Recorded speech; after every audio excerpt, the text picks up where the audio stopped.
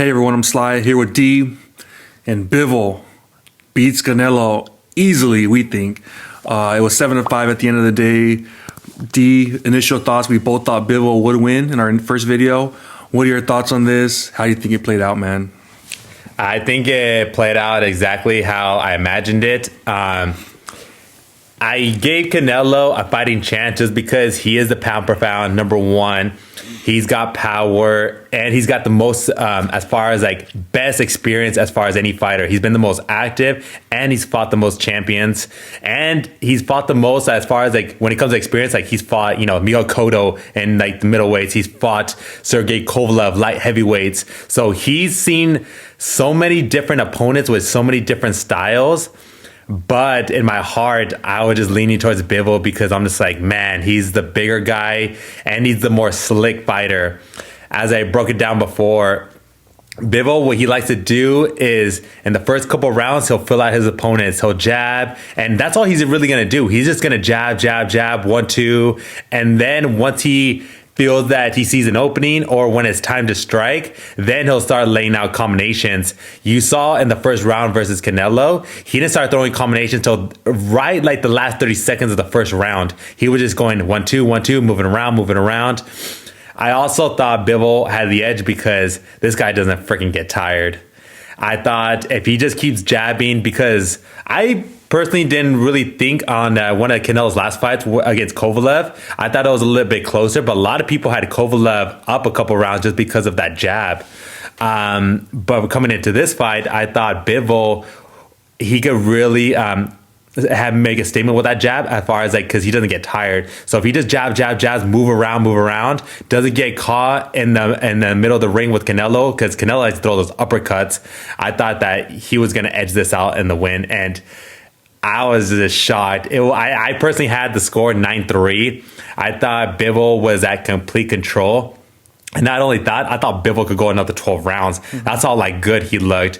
I thought Canelo was getting frustrated because if you look at his past fights, with the Kovalev, the Callum Smith, even the Billy Joe Saunders fights, he breaks down his opponents. Going to the third, to the fourth, to the fifth round, he'll break down his opponent. Around the 6th, 8th round, that's when he knows he's got the fight won.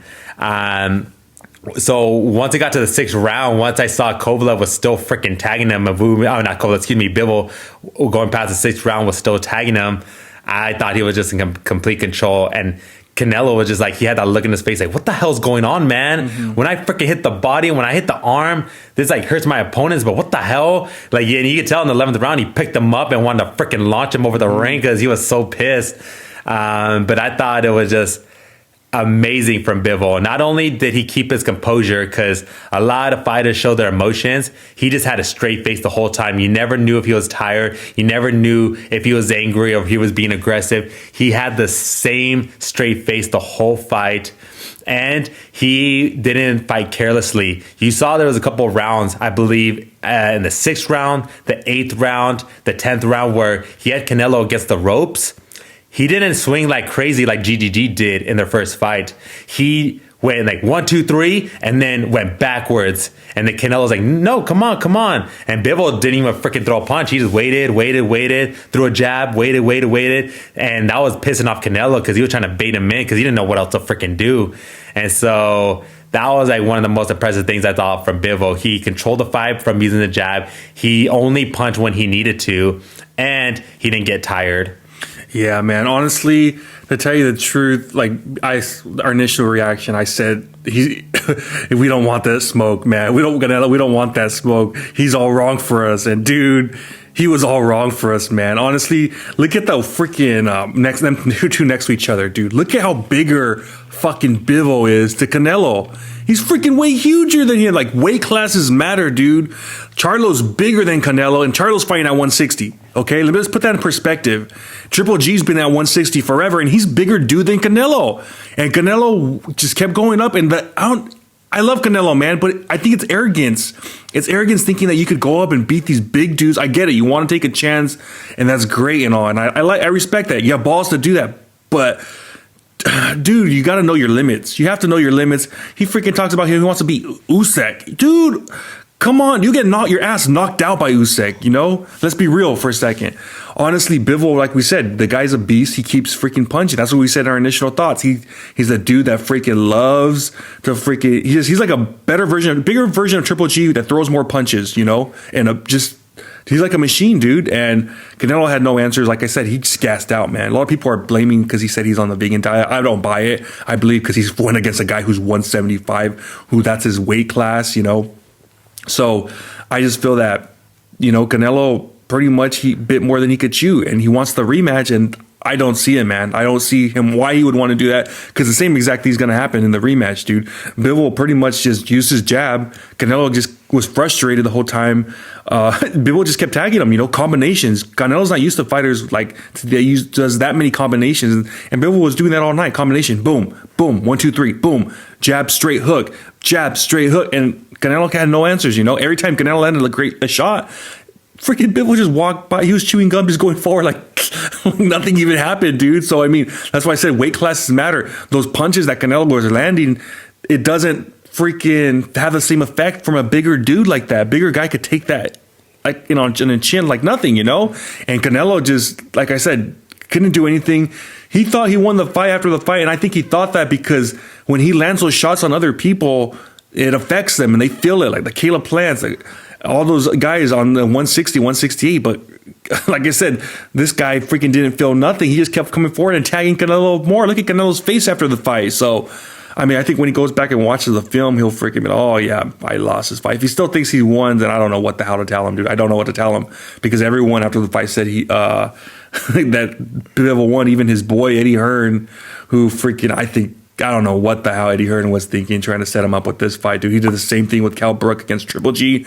He set him up to get his ass kicked, and he got his ass kicked all right. So, I don't know, man. I just feel Bivol just dominated the fight, just the better fighter at that weight class, obviously, because he's a bigger dude. So, what can you say, man? Just to add on what you said and touch on it. Yeah, like, so just to point on, like, obviously, the obvious, Bivol is the bigger guy, but what I broke down before is also not only is he the bigger guy, there's certain fighters, you know, Shakur Stevenson right now, Bivol in the past, Floyd Mayweather. There's certain fighters, like I said, when they punch, they're not punching just to, like, you know, for example, a lot of fighters, what they'll do is that they'll jab, and then they'll look for that right hand, or they'll look for that hook. You know, when they come to, like, fighters like Bivol, you know, Shakur's, the Floyds, they're not punching just to, like, see, like, an opening. They're punching for a purpose, and they're punching because later in the round, it's going to affect their opponents. I said what Bivol and Shakur, what they really do well is that when they punch at a certain angle. Like, for example, you saw Canelo's face, right? It was all red on the top of his forehead. That wasn't like on like a mistake. That was like on purpose. Like Bivol, like he threw those punches at that exact spot on purpose, because when you get hit in certain areas in your head, it kind of like, it's like a little shock. Your eyes like kind of go black. And like, trust me, like I know this just because I'm a freaking southpaw. So I'm always like looking for like over that right hand. There's certain shots that fighters will make, and it's for a purpose where it's going to break down their opponents later on the rounds, where it's going to affect how they think during the fights. And that's why I picked the Bivol to win, because that's why he throws those freaking jabs. He'll throw those jabs freaking all 12 rounds, and he's not going to do anything differently. You go on the videos where he talks to Benavidez, when Benavidez talks about how he sparred against Bivol. He goes, all he did was 1-2s. The reason he does those 1-2s is because he's hitting in a certain area of the head. And he saw like Canelo, he's getting frustrated because he couldn't get distance. He was doing the same fucking thing that Oscar Valdez did. He had his freaking hands up and he was trying to bend over and try to get inside. And he couldn't do that because Bivol just kept freaking jabbing, keeping distance. And that's what was making Canelo freaking frustrated. And so that was one of the reasons why I picked Bivol, because he's great at distance. He knows like where to hit. And not only that, a lot of fighters, what they'll do is that they'll throw combinations and stay in the same spot. Bivol's not going to do that. Bivol's going to throw the 1-2 and then he's going to move out of the way. And so Canelo had to freaking chase him around the whole, all the 12 rounds. And even when Bivol went forward, he still like was able to picking his shots. When Canelo was against the ropes, he was smart picking his shots. He would hit the head, he would go to the body, move in different angles, and make sure that he wasn't going to be in the crossfire of his uppercuts and his like hooks. Because that's all really like Canelo wants to do. He wants to freaking tag you in the arm. He wants to tag you in the head with those hooks. He wants to break it down the body. And I felt Bivol just like had the perfect game plan just to like break Canelo. Yeah. And so that's like one of the reasons why like the only way I see Bivol losing in the rematch, if he's talking about he wants to go to 168, I don't think he should do that. But if they go back in the rematch and they fight at 175, that's going to be like, I feel the same thing's going to happen. Because in this fight, me personally, I had a 9-3, the scorecards. And not once during that fight, I thought Bivol was hurt or he was in trouble. I thought there was only one round. I thought he took off. I think that was the 8th round, I want to say, where he didn't throw any punches because he was preserving his energy. But other than that, I didn't feel he was in trouble, and he was in complete control the whole fight. Yeah, pretty much. Yeah, he dominated pretty much every round, except I gave Canelo 1, 2, and then I think it was round 8 or 9 where Bivol took it off. But he was in complete control. Like I said, Bivol, he knows how to use his freaking distance.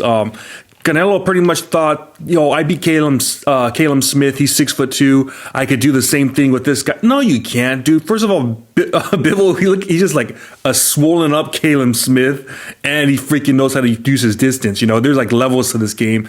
This guy is freaking amazing. And like I said, Canelo's freaking a 5'8" Mexican dude. Like come on, like dude. Like I said, it's arrogance thinking that you could go out there and beat some big old Russian guy that knows how to freaking box, who's like 6'1". So, like I said, if you want to keep doing that stupid shit, go ahead. You're going to get your ass kicked. I gave you balls to do this, but you got to perform. And, he didn't perform. Like I said, other fighters, would they go up in 2-3 weight classes and fight the best guy? No, they wouldn't. Mikey Garcia did it, but he lost every fucking round, So, I mean, I give props to Bivol. He didn't ask for the fight, but when they come and say they want it, what's he going to do? Say no? No. So you got to give him respect. Biggest fight of his life. Biggest fight of his life. Biggest money fight. So, I mean, you can't freaking be hating on Bivol for, he beat the little guy. Nah, dude. This guy wanted it and he got that smoke. If the little guy wants that smoke, give it that smoke, put humble pie into him. And that's what he did, man. He put humble pie into Canelo. And, he says he wants the rematch, and same exact shit's going to happen, man. Canelo, whatever the hell he wants to do,